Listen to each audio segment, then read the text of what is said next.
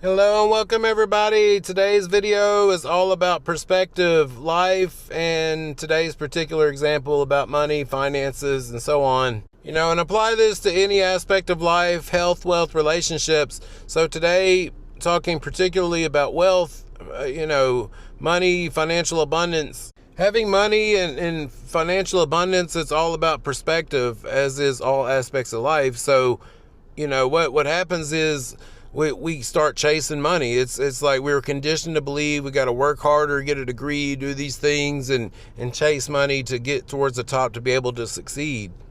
When really all along money wants to be attracted to you. So the more we're actually out pushing towards getting money or getting successful, we're actually pushing it away. Although people are successful in, temporarily changing the solution. But I've interviewed people, and with great wealth and abundance, and what keeps them up at night is the fact that they think they're going to lose it all one day.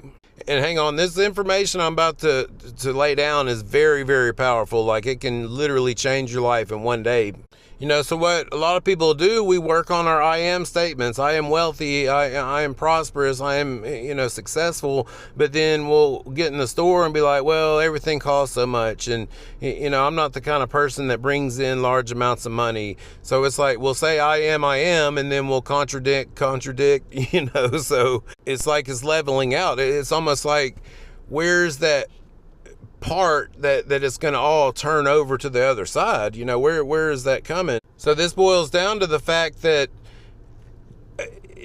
we're identifying with somebody who has trouble with finances, and then we're sitting here in the 3D world, which is the shadow of our conscience, and fighting it, trying to fix the problem. In other words, and the information's coming. Hang on one second, it's going to blow your mind. So all this time we've been identifying with someone who is like in despair or in lack. In other words, so that's what the universe will continue to show us. See, God's going to bless you based on what you assume and believe. So if you want to live in lack, God will bless you with a lavish life of poverty. It's no problem. It's whatever you want.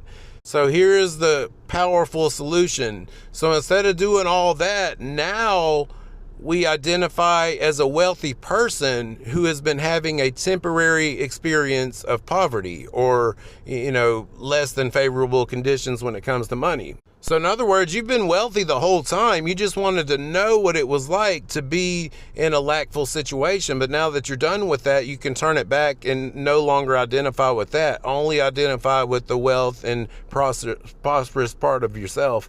I love y'all. See you on the next one.